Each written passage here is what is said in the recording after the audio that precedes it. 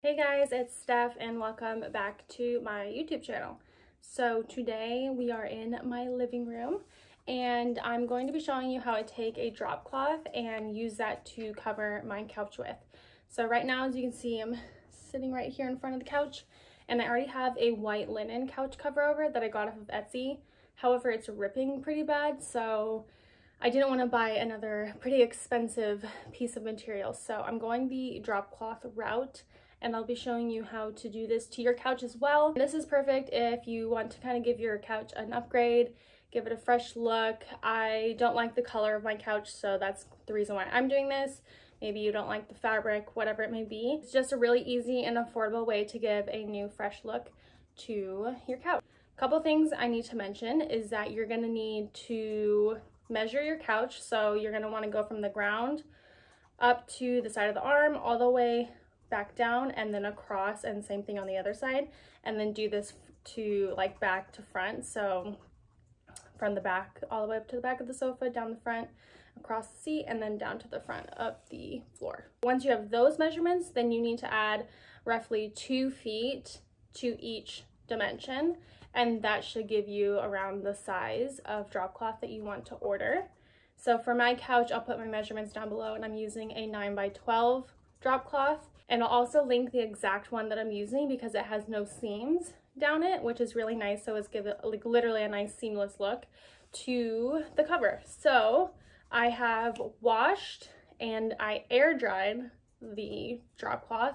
I ironed it the best that I could, and we'll just go ahead and get started. Also, if you're curious, I will show you how bad the rips are, because they are pretty bad. I have covered it up with this nice blanket, but yeah, pretty bad. Hopefully the drop cloth will last a little bit longer, and if I do need to replace it, it's not as expensive.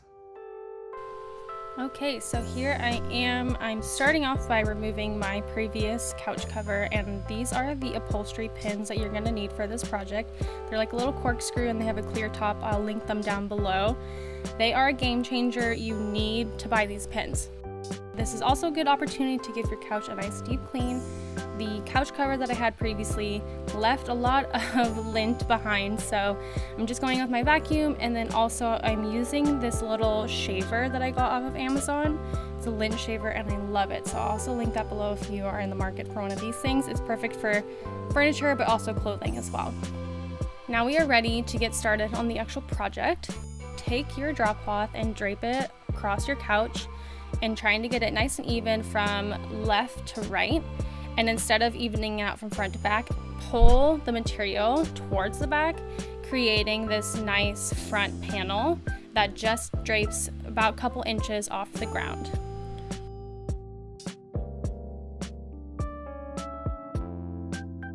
Once you have that set, you can kind of grab the material from the right side and the left side and pull that down towards the creases, and then grab the back side and bring that forward, making sure that you're only tucking in that material from the top side of the fold and pushing that all the way back, because we don't want to pull anything from the front since we have that nice front panel lined up across the floor. Push that in really well, get it as far back as you can, and smooth it out along the way, making sure to get rid of any wrinkles or creases that you've created while tucking.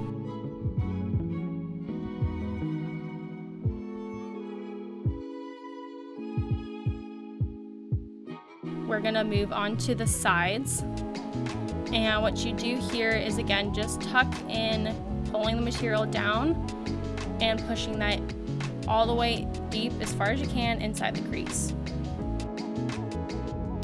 Showing you again on the other side, I'm pushing it towards the back first and then going along the side, pushing that all the way down, and I'm just trying to grab that excess material that's hanging over and pushing that portion down.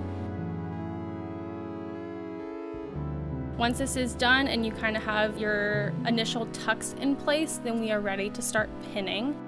So I'm gonna start here on the side. So you're gonna take that front piece and you're gonna pull it towards the back of the couch, overlapping it on itself and creating this nice fold, and secure that in place. So I'm just using those pins. So now you're going to take the back portion that is the extra from the back side, and you're going to grab that and you're going to wrap it towards the front side of the arm and line that up nicely with the top of the arm and the side of the arm, and taking a pin and securing that in place. Now I'm going on the underside of the fold to try and hide any of those pins so you don't notice them.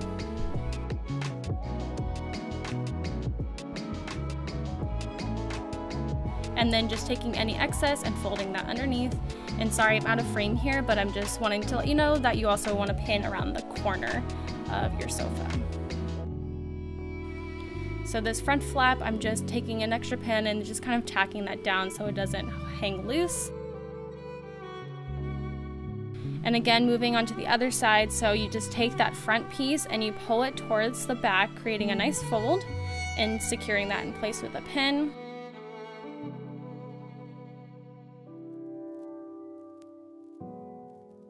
And now grabbing the excess from the back side and dragging that towards the front and creating a nice fold with that and pinning that in place. Again, doing it on the underside of that fold to hide the pin. They're not really noticeable because they are clear, but anytime we can hide it, it's best to do that.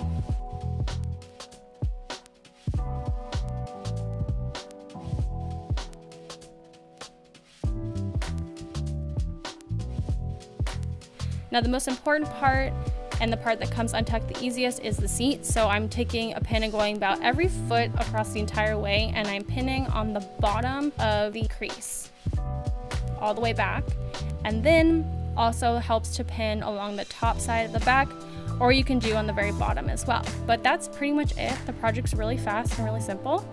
And so I'm just gonna style my couch really quick, putting the pillows back on. It's a pretty quick project. It's not very hard to do, and there's no sewing or cutting.